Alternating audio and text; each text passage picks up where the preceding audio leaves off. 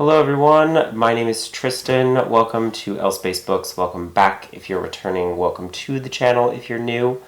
Today I am going to be going over what I have been reading over the last week or so, as well as doing my first book haul of 2025, which I'm pretty excited about because I have got some great books that have made it onto my shelves and I'm very excited about them.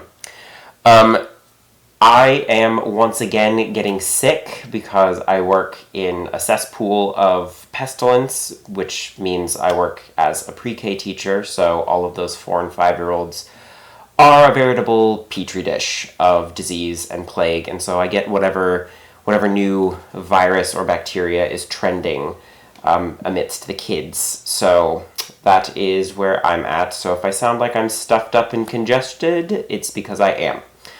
So, that said, without further ado, let us get started on what I've been reading.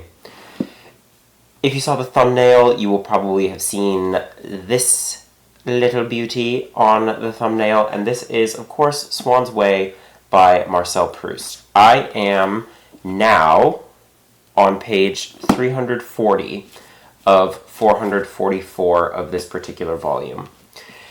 And I'm doing a read-through, of Marcel Proust's In Search of Lost Time, In the Remembrance of Things Past, À la recherche du temps perdu, by Marcel Proust. And the read-along is hosted primarily by Greg over at Another Bibliophile Reads, and his channel will be linked down below. But there's also a lot of people reading along with this, and yeah, it's been interesting sort of wading through this.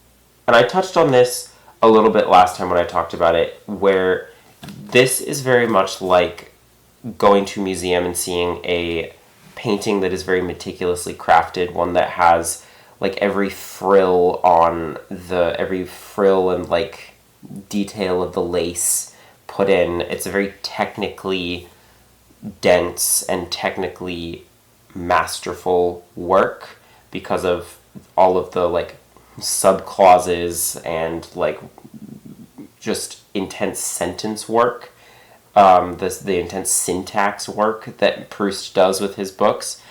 But what I'm also realizing is that I'm both in the art world and in the literary world, the visual art world and the literary world. I'm just kind of an impressionist person. It's kind of my favorite art movement. And yeah, I very much prefer it over this particular style. I said it last time, Marcel Proust is kind of bending the limits, or like pushing the limits of what is comprehensible, what is intelligible writing, because of how much brain power it takes to get through each of his sentences, which is not necessarily selling it particularly well, and it doesn't really communicate the fact that I am actually enjoying this experience, because I do like the lush sentences, the lush prose, the Proustian writing, if you will. You know, he has an adjective for a reason. And yeah, I think that this book is going to occupy a lot of my intellectual space for a long time because of how thought-provoking it is from, a practicality standpoint as well as an artistic one. I think that it's just a fascinating read in general. I am enjoying the Lydia Davis translation. I think that it's pretty readable. It's, I think, adapted well into, like, it's just updated is kind of what she said in the translator's note, is that this is an updated translation to kind of highlight what is contemporary in the novel. So far, it's going well. It's slow because you have to take your time with it, and it's not one that you should rush through, obviously, but it's good, and things are going well. It's definitely not going to be like a favorite of mine, but I am very glad that I'm reading it. So thank you, Greg, for having this sort of challenge, this quest after a white whale, if you will, that has encouraged me to get on the train of reading this beast of a novel. The whole thing, obviously. Next, 4 books that I'm reading is Isaac's Song by Daniel Black, and this is the February pick for the Eric Cervini's Very Gay Book Club. This book is sort of, it's not a sequel. I guess you could call it a companion novel to his previous novel, Don't Cry for Me, which is all about the father of Isaac, Jacob Swinton, writing a letter to his son, kind of trying to reconcile the way that he acted and treated him as he is on his deathbed, the father, not the son. So it's a very, Don't Cry for Me is a very confessional book. It's one where he's really kind of getting into the weeds of why he's not trying to, he is trying to apologize, he's not trying to make excuses, but he's really trying to explain the influences of his own views of masculinity and the way that those masculinity and the way that he was educated in tradition shaped the way that he treated his more effeminate and then obviously gay son. And I really loved Don't Cry for Me, and I thought that it was a fabulous book, and I thought that it did such a good job of, trying to reconcile all of these things, and just like and it's a very touching story as well. This book is more about identity and the way that Isaac comes to terms with his own his own femininity and his queerness in general. So it's a different book, and obviously Jacob is a character in this, and you witness some of the ways that he treated Isaac, and the ways he was a good father versus less good father. This is also framed as a more or less like an epistolary novel, because a diary novel can be considered a form of an epistolary novel. So what this does is it's framed as a journal that Isaac is writing. It's sort of the journal of his life story that he's writing, that he was tasked to do by his therapist, to kind of come to terms with his memory of his parents, both of his parents. And at the beginning, he very much wants to believe that his mother was the one that was standing up for him and who was sort of the saint, the good cop, if you will, and his dad was the bad cop and the person who was sort of the source of all of his hurt and everything.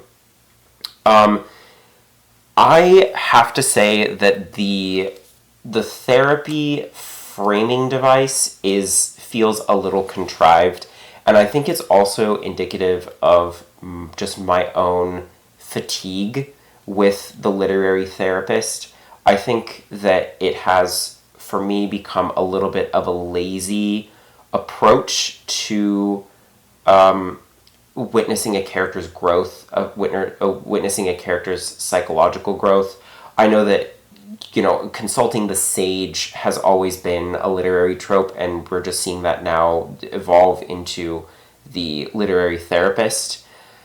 And, with the frequency that we have somebody in therapy in novels, again, it just gets a little, there's just so much of it. I think I just feel inundated by it, because it seems like every single novel that I read, not every single one, but a good 3/4 of contemporary novels have a therapy subplot where the character is trying to overcome something. And I don't know. I really liked it in the beginning because I liked the representation of going through the process of therapy and coming to terms with things and just like healing as a person and self-understanding, self-awareness, all of that. But I think in the literary form and in the literary sphere, for me, it's just getting a little bit old.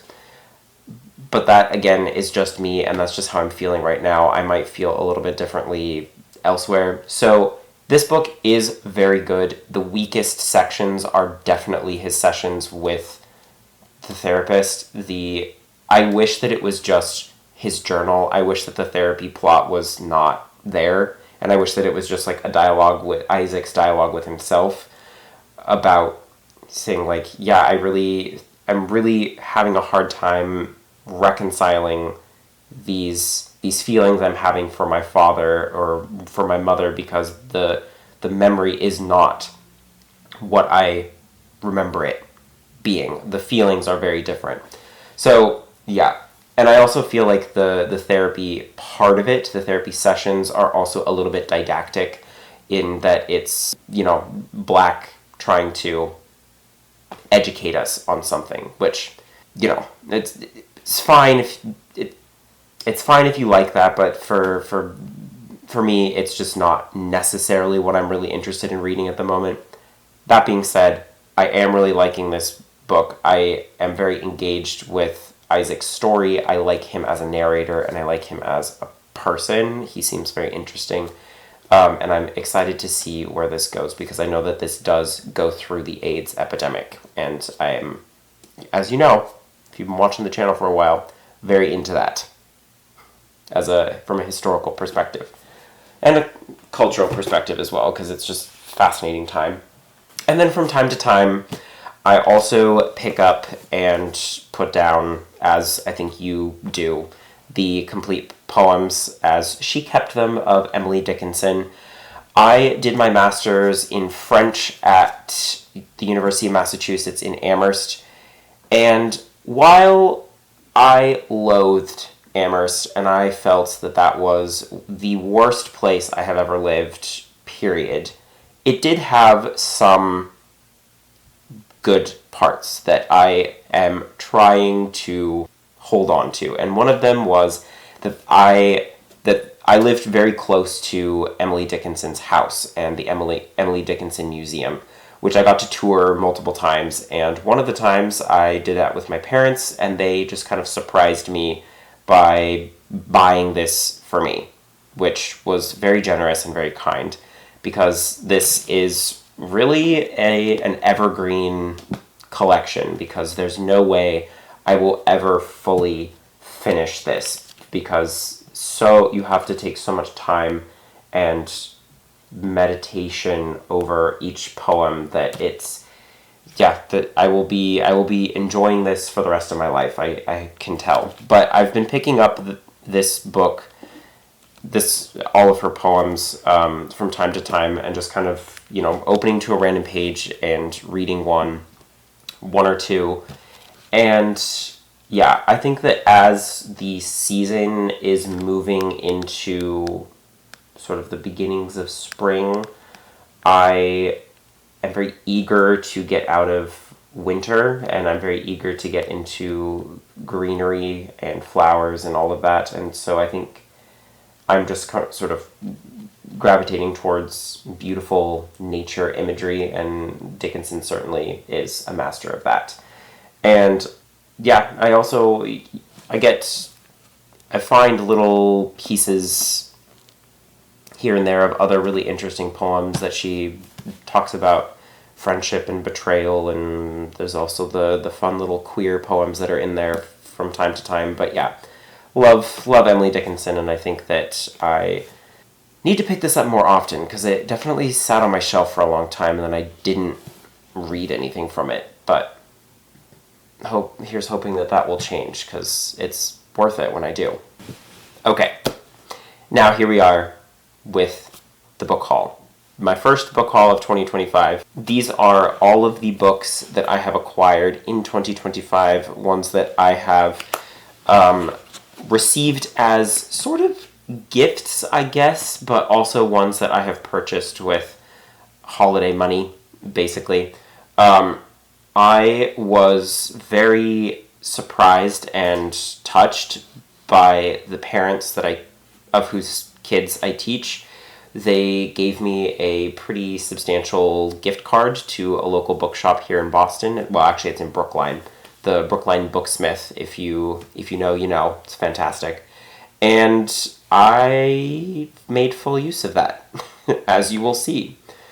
But I also wanted to I've also had a few French books that have been on my radar for a while that I wanted to get, and so those are here. So, I'm going to go through the French books first because not all of them are translated. Well, all but one. There's 3. All but one are translated. And the first one is Les Envolées by Etienne Kern, which is about... so it takes place during the Belle Époque, sort of, this is set in 1912, and it is about Francois Reichelt, which is an Austro-Hungarian name, so I don't know how to pronounce that. And he was famous for trying to parachute off of the Eiffel Tower and then not surviving, because he was testing his own design of the parachute, and it was unsuccessful. And this is sort of, from what I can tell, it is the story of just like an inventor's life and, success and loss, and then obviously it takes up right to the moment of his death, and I think it even kind of opens with that, if I am correct. Anyway, I've heard really, really good things about this, and it's just like a really wonderful novel that takes place during the Belle Époque, and that's obviously like a lot of people's favorite period of French history, and I certainly enjoy reading about it and reading stories that take place during it, so I'm excited to get to this. And I've heard that the feeling that you get of reading this book is like flying, or like jumping off of a platform with maybe a parachute to catch you. And so I am excited about that. The next one is Les Enfants Endormis by Anthony Passeron, which translates to The Sleeping Children, which is translated as The Sleeping Children by this author. And this is about the AIDS crisis in France, which, as you know, big interest of mine. And so this is sort of retracing some personal histories of people who lived in the south of France, as well as some of the scientific and political issues that were going on at the time. And it, as you can see, won the Le Prix Wepler, which I was not familiar with that prize up until right now. And also Prix des Lecteurs Sélection 2024. So it's a prize-winning novel. And I know that there are several other booktubers, such as Ben Reads Good, and I believe Simon Savage also have this book translated into English, and they're maybe getting to that this year, or maybe have gotten to it this year. I'm not sure. But I wanted to be a part of that reading experience. I also have to give a little bit of appreciation for the French design for prize winners, because you see this band right here that denotes the prize. It comes off, which is so satisfying, because I think there's a lot of people that really don't like those sorts of things cluttering up their book. And then this thing here, it's an actual sticker. It comes off too. So isn't that lovely? I really wish that the American books would also do that, because it would be very nice to have the original cover without all of the publicity and other things like that on it. That really is not necessary. The last one is Cher Connard, which is translated to Dear Dickhead by Virginie Despentes, and this, I am going to have to use my phone to give you, because this is translated into English, and I'm going to just read you the English summary because I think that, you don't really want to sit here and watch me try to translate it on the spot, because if you've been watching the channel for a while, you know that is definitely a painful experience. So, Oscar is a B-list novelist in his 40s. He used to be an alcoholic and a cokehead, but now he keeps himself busy by ranting on social media.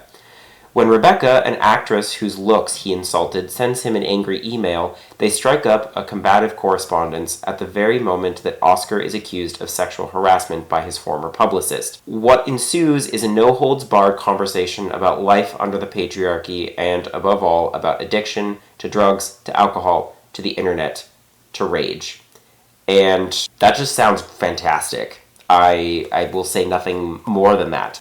This is part of a project that I would like to embark upon once I am done with my read of Les Mis, and that is reading some translations side by side. So because this is recently translated into English, I want to read them basically side by side so that I can compare and contrast. There's a couple other books. I may do the same thing with The Sleeping Children to just kind of see how the translations measure up. I'm not trying to do a critique of the translations by any means, but I am very interested in just seeing the work of the translator and the way that it is executed for both of these books, especially because both of them are such different stories and different styles.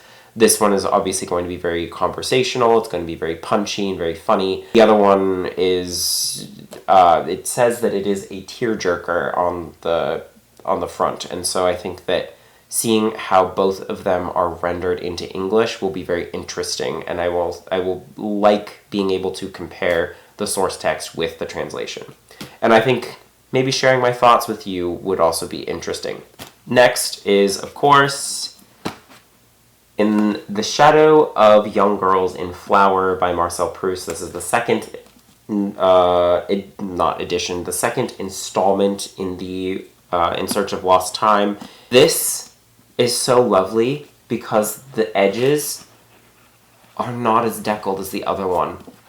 And just like, look at how easy it is to flip the pages. It's just such an amazing experience because the other one is such a pain in the ass and I cannot stand deckled edges. And the fact that this still kind of has the look of a deckled edge book, but it doesn't have the actual horrible physical sensation and the difficulty of turning pages.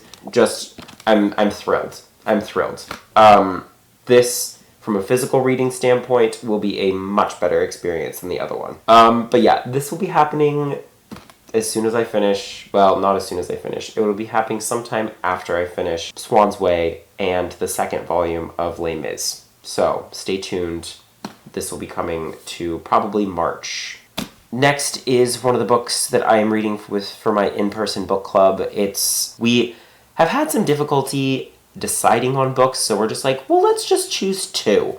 Last time we chose 3, which, I mean, we kind of have like one that's sort of the choice, and then the other ones are sort of side projects that people can embark on. So that is, I think the main one that we're doing is Prophet Song by Paul Lynch, and then the other one is The Memory Police. 2 dystopian, 2 novels set under authoritarian regimes. One of them, Prophet Song, being the descent into an authoritarian regime, and this one being living under an authoritarian regime already established. So I think that this has been all over BookTube for years, and it's been on my radar for years, and I just haven't gotten to it yet. And now I'm glad that I have the excuse to get to it, because I'm very excited to read it. So, now, another little project of mine is going to be a side-by-side reading of Huck Finn and James. And so these are other books, 2 more books that I got. Oh, I'm holding that upside down. These are 2 more books that I got from the Booksmith. It's been like 2 decades since I've read Huck Finn. I think that actually may be an accurate... Nope. It's not quite accurate. It's nearly 2 decades since I've read Huck Finn, and I just don't remember a lot of it. I do remember really enjoying it and like really, really kind of being captivated by the novel. I do like Mark Twain as an author, and I think that reading it in tandem with James is going to be a more complete experience for me. I know that you do not have to reread them, and I know that a lot of people are kind of resistant to reading Huck Finn alongside James because they just kind of are, not interested. I very much am interested, so stay tuned for the dual reads on these.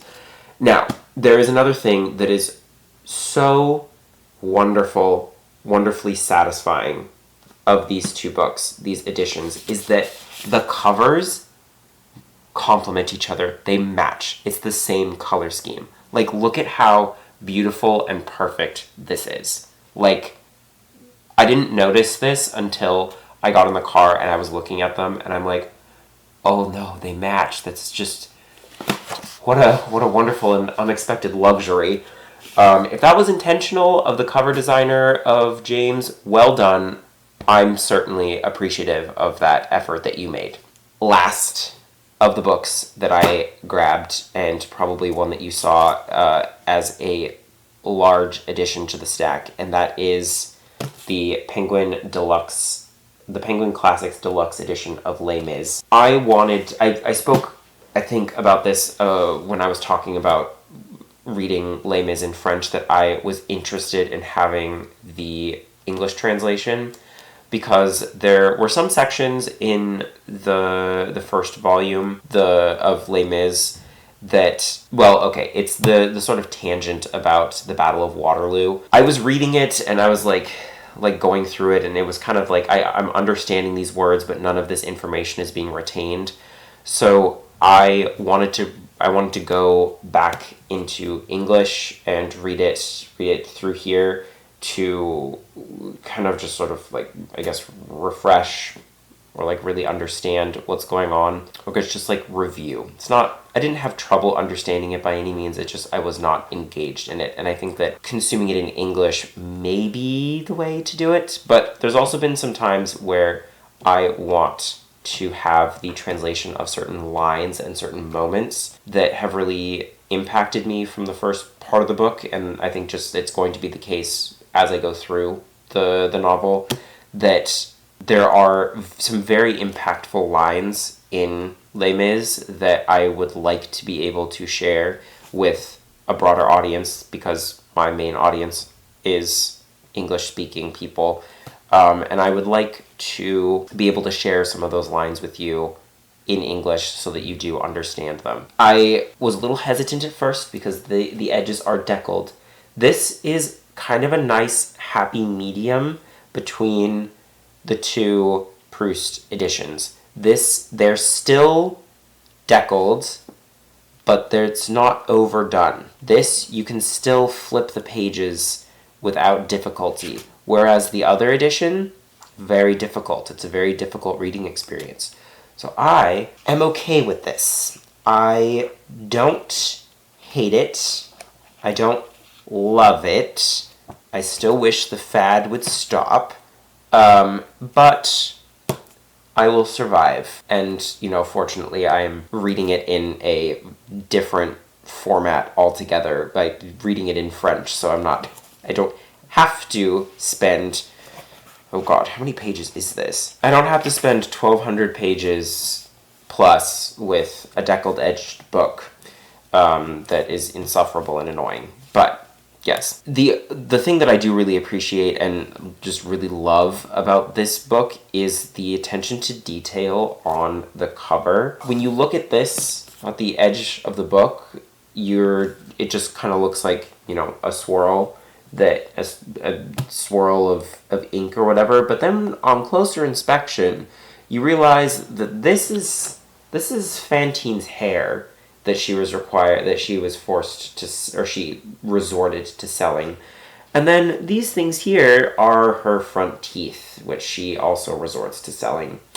To send money to les Thénardier, who were the ones keeping Cosette for her. So the And then obviously here's the loaf of bread, and just, it's a really well done cover, and I have to applaud the artist. Does it have it on here? It's certainly gotta be around here. Oh, maybe not.